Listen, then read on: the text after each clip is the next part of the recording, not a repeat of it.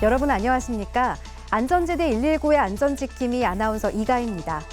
우리들을 놀라게 하고 슬픔 속으로 빠뜨리는 모든 재난사고들은 우리가 방심하거나 부주의하는 바로 그 순간 곧바로 우리에게 들이닥치는데요.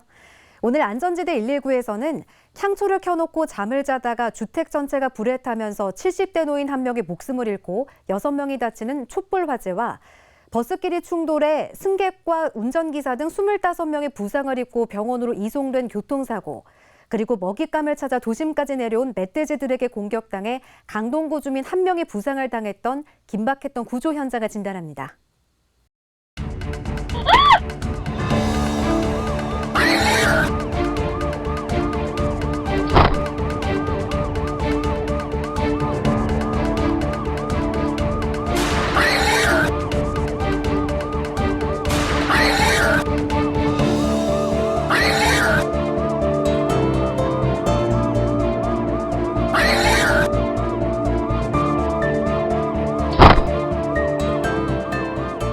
안전지대 119처럼 국민의 안전이 최우선인 전문가를 모셨습니다. 서울시립대 도시방재안전연구소 부소장 이영주 교수님입니다. 교수님 어서 오세요. 네, 안녕하세요. 네, 교수님, 이 주택 화재는 한순간 부주의로 가족 모두의 삶의 보금자리와 생명까지 잃을 수 있는 돌이킬 수 없는 결과를 초래하는 재난이 아닌가 싶은데요. 겨울철이라서 더 걱정이 돼요. 네, 그렇습니다. 자나깨나 불조심. 이 말은 우리 귀에 정말 못이 박히도록 들은 지 너무 오래돼서 네. 오히려 또 무덤덤하게 들리기도 하지만요. 아무리 강조해도 모자라지 않는 것이 바로 이 불조심인데요. 화면부터 보시고 예방법을 짚어보도록 하겠습니다. 새벽 4시 23분, 서울 도봉구 방학동의 다세대 주택 2층에서 시뻘건 불길이 치솟고 있습니다. 급히 출동한 119 소방대원이 계속해서 소방호수를 쏘아대지만 불은 이미 걷잡을 수 없게 번져 좀처럼 사그러들지 않는데요. 이 사고로 집안에서 자고 있던 70대 여성 한 명이 목숨을 잃고 6명이 다쳤습니다. 3층에 거주하는 2명도 위층으로 올라온 연기를 들이마셔 병원으로 이송됐는데요. 경찰과 소방당국은 향초 촛불을 피워놓고 잠을 자다 불이 난 것으로 보고 정확한 사고 원인을 조사하고 있습니다. 오후 1시 29분 서울 송파구 문정동의 냉동창고 철거 공사장에서 화재가 발생했습니다. 시커먼 연기에 휩싸여 건물이 전체가 시커먼 잿더미로 변해버린 상황인데요. 이 불로 40대 인부 한 명이 얼굴에 2도 화상을 입어 병원으로 이송됐고 인근 주민들이 대피하는 큰 소동이 벌어졌습니다. 유독가스로 진압이 쉽지 않은 상황인데도 불구하고 몸을 사리지 않는 소방대원들의 노력으로 24분 만에 불은 완전히 꺼졌습니다. 경찰과 소방당국은 냉동창고를 철거하다 용접 도중 불똥이 튀어 불이 난 것으로 보고 정확한 화재 원인을 조사 중입니다.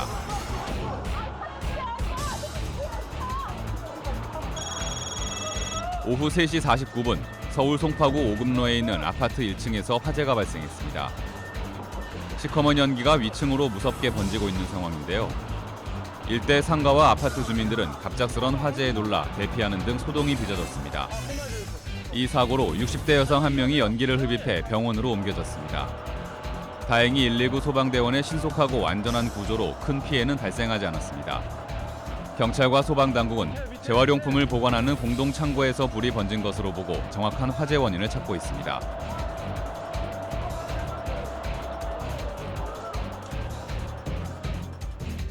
네, 예쁜 향초 켜놓고 기분 좋게 잠을 청했다가 주택 전체가 불길에 휩싸이고 70대 어르신이 목숨을 잃는 정말 안타까운 일이 벌어졌습니다. 기분 좋게 켠초 하나 때문에 엄청난 결과가 빚어졌네요. 네, 그렇습니다. 한순간 방심하면 이렇게 대형 화재로 이어진다는 사실 잘 아셨죠? 네. 아무리 향초라도 엄연히 불이라는 사실 한순간도 간과해서는 안 되겠습니다. 마치 우리가 아름다운 색깔과 모양에 취해서요. 독버섯에 대한 경계심을 느슨하게 한 나머지 다 먹고 죽음으로 내몰리는 것처럼 네. 또 향초의 빛깔이라든지 모양 또 향기 때문에 화재에 대한 경각심을 잊어서는 절대 안 되겠습니다. 예쁜 향초에 손가락을 대보시면 아시겠지만 뜨겁잖아요. 그렇죠. 향초도 엄연히 위험한 불입니다. 이런 향초 외에도요, 분위기를 잡다가 불에 대한 경각심을 놓치기 쉬운 것이 또 하나 있는데요. 바로 화목난로입니다. 눈 오는 날과 화목난로는 바로 영화의 한 장면처럼 굉장히 잘 어울리는 것 같은데요. 네. 이런 분위기에 취하면 불이 불로 무섭게 안 보이고요. 낭만과 무드로 먼저 보여서 사고가 잦게 되는데요. 본격적인 겨울철이 시작되면서 화목난로의 사용이라든지 또 오토 캠핑장에서의 휴대용 가스 이런 것들의 사용에 특히 조심하셔야 되겠습니다. 무드나 낭만보다는요, 생명과 안전이 먼저라는 사실 한순간도 잊어서는 안 되겠습니다. 네, 이 단독주택에서 화목 보일러 연통이 과열되면서 불이 나서 보일러실과 천장 등이 타는 경우가 심심치 않게 발생하는데요. 정말 조심해야 할 것 같습니다. 교수님, 이처럼 겨울철에는 이런 난방기구 사용으로 인한 화재가 많죠. 네, 나무, 또 목탄난로 화재, 가정용 보일러, 전기 히터, 또 스토브, 전기장판이나 방석류 이런 것들로 인한 화재가 굉장히 빈번히 일어나는 만큼요, 항상 주의를 기울이셔야 되고요. 화재뿐만 아니라 가스 중독에 대해서도 항상 주의하셔야 되는데요. 네. 지난 14일 오전 경기도 양주시에 있는 한 오토캠핑장 텐트에서는요, 밤새 켜놓은 휴대용 가스난로에서 가스가 새어나와서 안에서 잠을 자던 두 가족 8명이요, 두통, 구토 증세를 호소하기도 하는 사고가 발생하기도 했습니다. 네, 야외에서도 조심을 해야겠지만 겨울을 맞아서 가정에서 주의를 기울여야 할 화재 안전 수칙으로는 어떤 것이 있을까요? 네, 가정에서는 보일러를 사용하기 전에 안전점검을 반드시 하시는 것이 좋겠고요. 네. 또 보일러 주변에는 소화기라든지 또 화재 감지기 등을 설치하시면 화재를 예방하는 데 도움이 됩니다. 또 전기장판이나 히터 등을 사용할 때는 장시간 오랫동안 사용하시지 마시고요. 또 외출할 때는 반드시 전원 플러그를 완전히 분리한 뒤에 외출을 하시는 것이 화마로부터 나와 가족, 또 우리 집을 지키는 일이라는 것을 명심하시기 바랍니다. 아침 8시 15분 서울 동작구 보라매공원 정문 앞에서 버스끼리 추돌하는 사고가 발생했습니다. 이 사고로 버스에 타고 있던 승객과 운전기사 등 25명이 다쳐 병원으로 이송됐는데요. 출근 시간 갑작스런 사고에 시민들은 놀란 가슴을 쓸어내려야 했습니다. 경찰은 대방역 로터리 부근에서 주행 중이던 버스와 유턴하던 버스가 추돌해 일어난 사고로 보고 정확한 사고 경위를 조사 중입니다.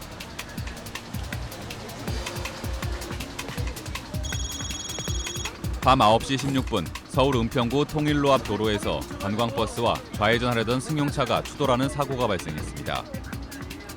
이 사고로 승용차에 타고 있던 50대 남성 2명이 부상을 입어 병원으로 긴급 이송됐는데요.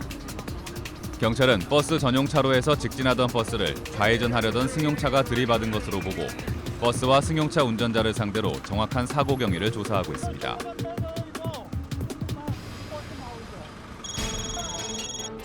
오후 5시 5분 서울 송파구 오금로에 있는 아파트 앞에서 희뿌연 연기가 치솟고 있습니다. 50대 여성이 몰던 승용차에서 불이 난 건데요. 다행히 운전자가 혼자 진화를 한 후 119에 신고해 인명피해는 없었습니다. 갑작스러운 차량 화재로 일대가 잠시 통제되는 등 혼란을 빚었는데요. 경찰과 소방당국은 차량의 전기적 요인으로 인한 화재로 보고 정확한 원인을 찾고 있습니다. 네, 방심하다가 일어나는 부주의 사고는 도로에서도 예외가 아닌데요. 무심코 달리는 도로에서 잠깐 방심하거나 이 정도는 괜찮겠지 하다가 순식간에 사고로 이어지는 경우가 많잖아요. 이 버스 사고 영상을 보니까 정말 아찔한데요. 출근이나 등교를 하는 아침 시간대라 많은 사람들이 다쳤습니다. 많은 사람들의 안전을 책임지고 있는 대중교통 기사분들은 특히 안전운전을 해야 될 것 같아요. 네, 그렇습니다. 많은 사람들의 생명과 안전이 걸린 만큼요, 특히 더 안전에 신경 써야 하는 교통수단이 바로 버스인데요. 네. 버스를 운전하시는 분들은 상습적인 과속과 난폭 운전은 물론이고요. 또 과로와 더불어 심장마비, 심근경색, 또 협심증, 뇌혈관계 성인병 같은 순식간에 발생할 수 있는 개인 건강 체크를 철저히 하셔야 될 제도적 장치 마련이 매우 중요합니다. 많은 사람들을 태우고 가다가 대중교통기사의 졸도라든지 심장마비 같은 사고는 곧바로 대형 인명사고로 이어지는 만큼 특히 조심하셔야 되겠습니다. 네. 대중교통기사의 사고로 인해서 시민이 받는 직간접적인 피해가 지속적으로 증가하고 있는데요. 기사와 또 운수업체, 정부의 체계적인 체크, 국민의 안전에 필수라고 하겠습니다. 네. 교수님, 운전기사님들도 안전운행을 해야겠지만 제 생각에는 승객들도 안전벨트를 착용하는 것 같은 안전사고에 대한 대비를 철저히 해야 되지 않을까 싶어요. 네, 물론입니다. 버스 전복 사고가 일어났을 때 안전띠를 착용하지 않은 승객의 중경상 가능성은요, 안전띠를 착용한 승객보다 무려 18배 이상 큰 것으로 나타나고 있는데요. 그만큼 안전띠 착용이 중요하다는 걸 보여주고 있는 건데요. 이에 교통안전공단에서는 버스 안전띠 경고장치를 시범 운영을 점차 확대한다고 하는데요. 교통안전공단에서는 버스 승객이 안전띠를 착용하지 않으면 네. 운전사가 보는 모니터에 이 표시가 뜨고요. 또 승객이 앉은 자리에도 경고등이 뜨는 장치를 개발을 해서요. 지난 9월 달부터 전세버스 한 대에 장착해서 시범 운행 중입니다. 내년 초까지 시범 운영 결과를 모니터링하고 또 운수업자들의 참여를 적극 유도하는 한편으로 업계, 제작사 간의 의견을 수렴해서 경고장치 장착을 의무화하는 방안을 검토 중이라고 합니다. 좋은 장치인 것 같은데요. 이 버스 안전띠 경보 장치가 교통사고 예방에 얼마나 도움이 될지는 우리들의 실천에 달렸습니다. 오후 2시 52분 서울 강동구 일대에 멧돼지가 출현해 주민 한 명이 부상을 당하는 사고가 발생했습니다. 강동구 관내에 멧돼지 7마리가 무리를 지어 도심을 돌아다닌다는 신고가 접수돼 포획에 나선 구청 직원과 구조대는 인근 아파트를 돌며 멧돼지 2마리를 잡는 데 가까스로 성공했는데요. 개체 수가 급증한 탓에 먹이를 찾아 산에서 내려온 멧돼지의 도심 출몰 현상이 빈번해져 주민들이 심각한 공포에 떨고 있습니다.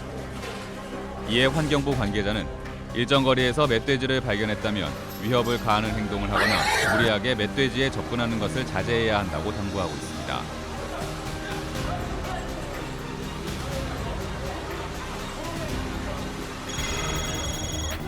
오전 10시 44분 서울 강동구 길동 사거리에서 주행 중이던 택시가 골목길을 들어오던 60대 남성을 치는 인사사고가 발생했습니다. 급히 출동한 119 구조대가 택시 밑에 깔린 남성을 구조하는 데 온 힘을 다하고 있는데요. 에어백을 이용해 신속하게 구조한 덕에 남성은 다행히 생명에는 지장이 없이 병원으로 옮겨졌습니다.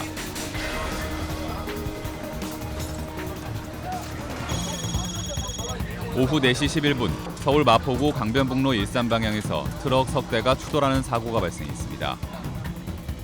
이 사고로 1톤 트럭을 운전하던 운전자가 조수석에 끼어 구조되는 등 2명이 부상을 입고 병원으로 옮겨졌는데요. 경찰은 정확한 사고 경위를 위해 다방면으로 조사하고 있습니다.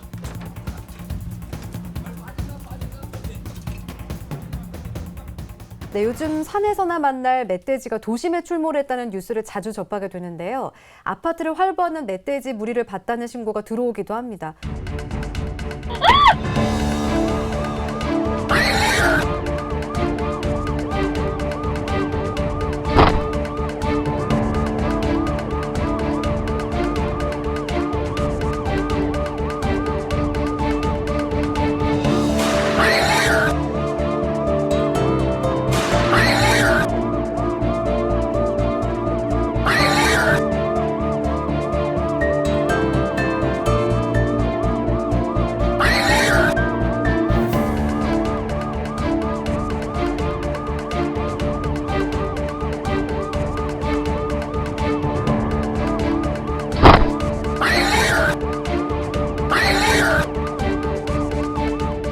아파트를 활보하는 멧돼지 무리를 봤다는 신고가 들어오기도 합니다. 실제로 봤다면 얼마나 무섭겠어요.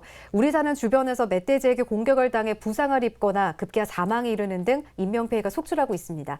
교수님, 멧돼지가 이렇게 도심에 나타나는 이유가 뭘까요? 네. 멧돼지가 겨울을 나려면요 먹을 것이 굉장히 충분해야 되는데요. 네. 산에 먹이가 부족해 배가 고파서 또 먹이를 찾아서 도심으로 내려오고 있다. 이렇게 보시면 될 것 같습니다. 얼마 전 부산에서는요 인근 섬에서 아파트까지 헤엄을 직접 쳐서 온 11마리의 멧돼지가 사살되는 사건도 있었는데요. 이처럼 전국 곳곳에 먹잇감을 찾아 나타나는 멧돼지들 때문에 인근 주민들의 공포가 떨고 있습니다. 교수님, 이제 그렇다면 이 멧돼지 먹이가 부족하게 된 원인이 뭘까요? 네. 아무래도 도시화가 계속되다 보니까요. 생태계의 먹이 사슬이 파괴되어서 그런 게 아닌가 싶습니다. 그렇네요. 멧돼지의 상위 포식자가 자꾸 사라지다 보니까요. 네. 또 멧돼지 개체 수는 점점 늘어나고 또 도시화로 인해서 자연환경은 점점 파괴되다 보니까 멧돼지의 먹잇감이 점점 사라지게 되는 거죠. 그렇겠네요. 그럼 지금부터는 좀 더 실질적인 질문을 드리고 싶은데요. 도심이나 산에서 멧돼지를 만났다. 그럴 때 소리를 지르거나 뛰면 안 된다고까지는 제가 알고 있는데 어떻게 해야 할까요? 네. 도심은 차도 많이 다니고요. 네. 도로가 중간중간에 막혀 있고 이래서 사고가 많이 나거든요. 네. 그래서 멧돼지가 제대로 도망가지 못하고 이러다 보니까 또 더 흥분하게 되고 이러다가 또 지나가는 행인들을 향해서 마구잡이로 돌진을 해서 들이받고 사람들을 많이 다치게 하는 경우가 많은데요. 네. 도심에 멧돼지가 나타나는 때는 근처에 최대한 가까이 가지 않는 것이 좋고요. 네. 또 경찰분들은 멧돼지가 사람이 많고 숨기 좋은 건물 쪽으로 가지 않도록 우선 잘 막아주시는 것이 중요하겠습니다.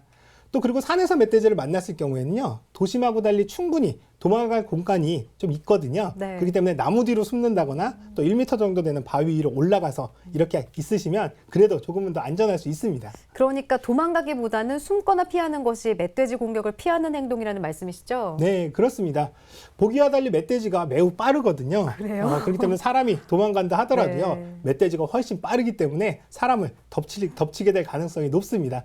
그렇기 때문에 멧돼지에게 등을 보이면서 도망가는 걸로는 해결이 되지는 않습니다. 그렇다면 교수님, 멧돼지의 잦은 도심 출몰이 잡는 것만이 능사가 아니란 말들도 나오고 있는데요. 막을 방법은 좀 없을까요? 네, 올해 서울에서만도 멧돼지가 벌써 262마리나 포획이 됐다고 하는데요. 이처럼 잦은 멧돼지 도심 출몰을 막기 위해서는 개체수를 조절해야 된다는 의견이 많습니다. 네. 멧돼지를 잡아먹는 상위 포식자가 현재까지는 없다 보니까 사살하는 방법밖에 없거든요. 근데 좀 더 연구를 해서 좀 더 합리적이고 좋은 방법을 찾아야 되지 않을까 싶습니다.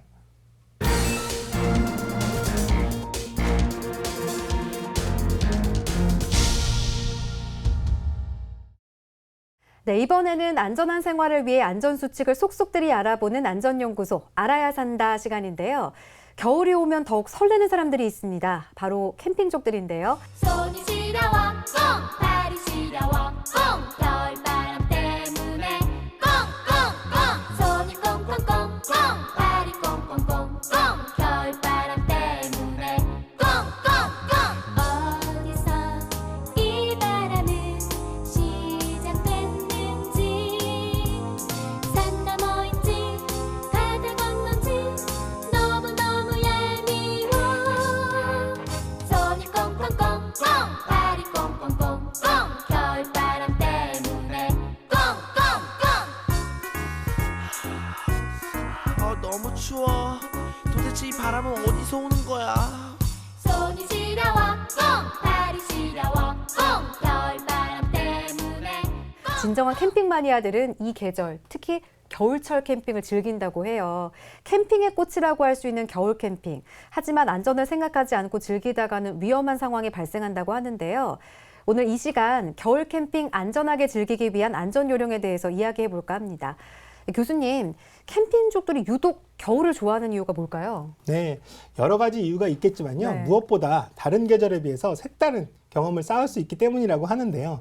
우선 캠핑장에 사람 반, 텐트 반으로 가득 찬 여름과는 또 달리 네. 겨울철 캠핑장은 텅텅 비어 있어서 마니아들끼리 마음껏 즐길 수 있는 점이 아주 매력적이라고 하네요. 그렇겠네요. 또 영하의 기온 속에서 추위를 이겨내고 또 추운 날씨 속에서 자연을 즐기고자 하는 것이 겨울 캠핑의 묘미라고 합니다.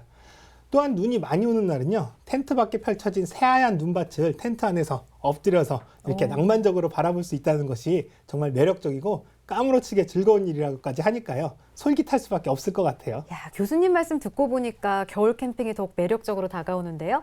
하지만 안전에 소홀히 한다면 큰 화를 입을 수 있다고 하는데요. 이 겨울철 캠핑을 안전하게 즐길 수 있는 방법 알려주세요. 네, 겨울철 캠핑은 매력이 많은 만큼 또 그만큼 위험도 많이 도사리고 있는데요. 네. 안전하게 즐길 수 있는 요령만 아신다면 정말 매력적인 캠핑이 또 동절기 캠핑이 될 수 있습니다. 이 겨울 캠핑을 안전하게 즐기기 위해서는요, 준비부터 다른 계절보다는 좀 더 철저하게 하셔야 되겠습니다. 네, 교수님, 일단 겨울철 캠핑을 할 때 준비물은 어떤 게 있는지 알고 싶은데요. 네, 우선 먼저 동절기용 텐트를 준비하셔야 하는데요. 네. 전기 난로, 또 전기 장판, 가스통, 침낭, 전기장판 위에 또 사용할 담요, 스노우 체인, 또 자동차 배터리, 그다음에 제설용 삽 등 이런 것들을 좀 준비를 너무 하셔야 많아요. 되고요. 또 춥더라도 텐트 안에서 꼭 지켜야 할 또 규칙들도 있습니다. 텐트 규칙이라면 어떤 것들이 있을까요? 네, 겨울철 캠핑에서의 핵심은 바로 전기장판, 온수매트와 같은 보온 장치들인데요. 네. 그 아무리 두툼한 침낭을 챙겼다 하더라도 전기장판 없이 간다는 것은 추운 날씨에 맞서겠다는 뜻과 같다고 할 수 있겠는데요. 그리고 또 따뜻하게 공기를 데우고 물을 데우는데 전기가 많이 사용되기 때문에 전력량을 충분히 감당할 수 있게끔 전력 설비가 잘 되어 있는 캠핑장을 선택하시는 것이 굉장히 좋겠습니다. 네. 또 게다가 눈이 자주 오는 겨울에는 잔디라든지 진흙보다는 자갈바닥으로 된 곳이 텐트를 치기가 더 좋다고 하겠습니다. 네. 자, 텐트를 잘 쳤다면 이제 텐트에서의 안전한 생활이 중요할 텐데요. 텐트 생활 시 주의해야 할 점은 뭐가 있을까요? 네, 추운 날씨라서 바깥 활동이 힘든 만큼요, 겨울철 캠핑은 텐트에서 보내는 시간이 대부분입니다. 네. 24시간 중에 거의 22시간 이상을 텐트 안에서 보낸다고 생각하시면 될 것 같은데요. 때문에 텐트 안에서 꼭 지켜야 할 규칙들은 환기통, 환기구를 제대로 잘 확보하시는 것입니다. 네. 환기통은 텐트의 창문이라든지 출입구에 있는 메쉬망을 덮고 있는 지퍼를 열어서요. 환기구를 가로 세로 한 40cm에서 30cm쯤 열어두시는 건데요. 사람이 내뿜는 이산화탄소 배출도 많아지는 만큼 텐트의 환기는 캠핑이 끝날 때까지 반드시 잘 이루어지도록 해주셔야 됩니다. 네. 가끔 텐트를 활짝 열고 하는 이런 전체 환기를 시키는 것도 중요합니다. 네. 교수님 말씀처럼 겨울철 캠핑에서 중요한 게 환기라는 거 명심해야겠습니다. 그렇다면 이런 환기만큼 중요한 것이 또 뭐가 있을까요? 네, 또 있는데요. 겨울철에 많이 사용하는 연소 재료를 태워서 사용하는 난방, 이런 연소형 난로의 경우에는요. 네. 텐트 안에서 사용하지 않는 것이 원칙입니다. 또 그리고 부득이하게 사용하고자 할 때는요. 철저한 환기가 또 반드시 필요한데요. 텐트 안에서는 가급적 난로 사용은 자제를 하시고요. 전기요라든지 핫팩으로 난방을 대신하시는 것이 좋겠습니다. 그리고 또 난로를 사용하실 때는 반드시 소화기를 옆에 두셔야 한다는 사실 네. 당연히 알고 계셔야 되고요. 네. 또 석유 난로에는 사용하는 기름통은 텐트 안에 화재 같은 경우를 대비해서 꼭 텐트 안쪽에 두시면 안 되고 꼭 바깥쪽에다가 두시도록 하셔야 되겠습니다. 네, 석유 난로를 사용한다면 항상 신경 쓰셔야겠습니다. 그리고 교수님, 이 겨울 캠핑은 워낙에 춥다 보니까 열량 보충이 더욱 중요하잖아요. 그래서 텐트 안에서 고기를 또 구워 먹는 사람들도 많은데요. 네, 열량 보충도 물론 생명 유지를 위해서 굉장히 중요하지만요. 그렇다고 해서 텐트 안에서 숯을 이용해서 요리를 하거나 또 난로 대용으로 숯을 사용하시는 것은요. 정말 위험하시기 때문에 자제하셔야 됩니다. 이는 또 가스 중독으로도 이어질 수 있기 때문인데요. 네. 또 숯가마 찜질방에서도 일산화탄소 중독 사고가 종종 일어나서 많은 사람들이 생명이 위독했다라는 뉴스도 들을 수가 있는데요. 겨울철에는 이런 가스 중독에 대해서도 항상 유의하셔야 되겠습니다. 네, 겨울철 캠핑을 즐기기 위해서는 안전수칙들을 잘 숙지하셔야 하는데요. 캠핑장 선택에도 심혈을 기울여야 하지 않을까 싶은데 어떤가요? 네, 맞습니다. 캠핑장을 예약할 때는요, 주변에 가까운 병원이 있는지 이런 것들도 꼭 확인하셔야 되고요. 또 가스난로를 사용하시는 분들은 가스통 배달이 용이한지 이런 부분들도 확인해 주시는 게 좋겠습니다. 네. 석유난로를 사용하시는 분들은 당연히 주유소의 위치도 파악해 두시는 것이 좋겠죠. 네, 그럼 여기서 또 궁금한 게 있는데요. 캠핑장에 가져가면 안 되는 물건이 혹시 있을까요? 네, 있습니다. 가정에서 사용하는 고전력 전기장판이라든지 또 전기로 사용하는 고전압 전기난로, 네. 전기 히터, 또 차단기가 없는 전기 릴선이라든지 가정용 전열기구 등은 가져가시면 안 되는데요. 고압 전기를 잘못 사용하게 되면 바로 대형 화재로 이어질 수 있기 때문에 텐트를 또 보호하기가 굉장히 어렵습니다. 이렇기 때문에 이런 부분들은 꼭 명심을 하셔야 되겠습니다. 네, 안전연구소 알아야 산다. 오늘은 겨울철 캠핑 안전하게 즐기기에 대해서 알아봤는데요. 다시 한번 복습하는 이영주 교수님의 안전 요점 정리입니다.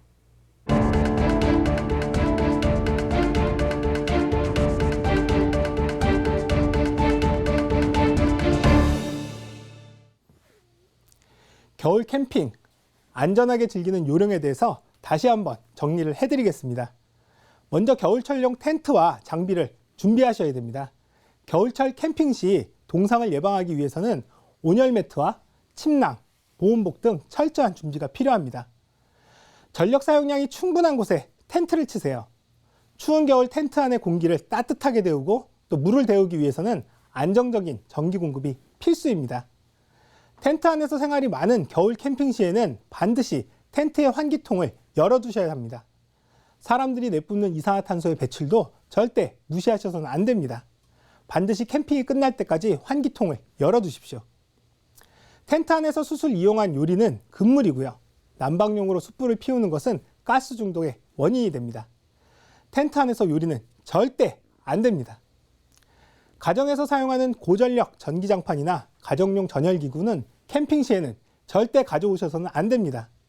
전기압선으로 대형 화재가 일어날 수도 있습니다. 마지막으로 캠핑장 예약 시 근처에 병원이라든지 약국이 있는지도 꼭 확인해 주셔야 됩니다. 오늘은 겨울철 캠핑 안전하게 즐기는 방법에 대해서 알려드렸는데요. 이 정도만 숙지하셔도 매력적인 동절기 캠핑을 마음껏 즐기실 수 있습니다. 낭만보다는 안전이 먼저입니다.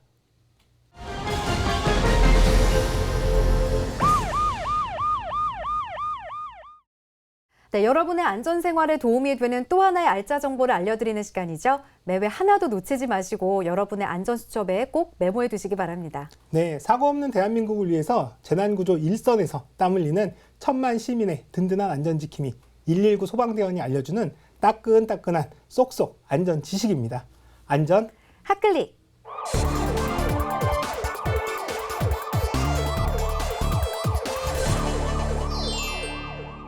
겨울 산행이나 야영에서 걸리는 치명적인 질병은 대부분 체온 저하에서 비롯됩니다. 추위 속에서 긴 시간을 보내다 보면 감각이 점점 무뎌지다가 끝내는 극심한 통증이 찾아오는데요. 바로 동상입니다. 동상은 오히려 손이 시리다가 느껴질 때까지는 안전한 셈입니다.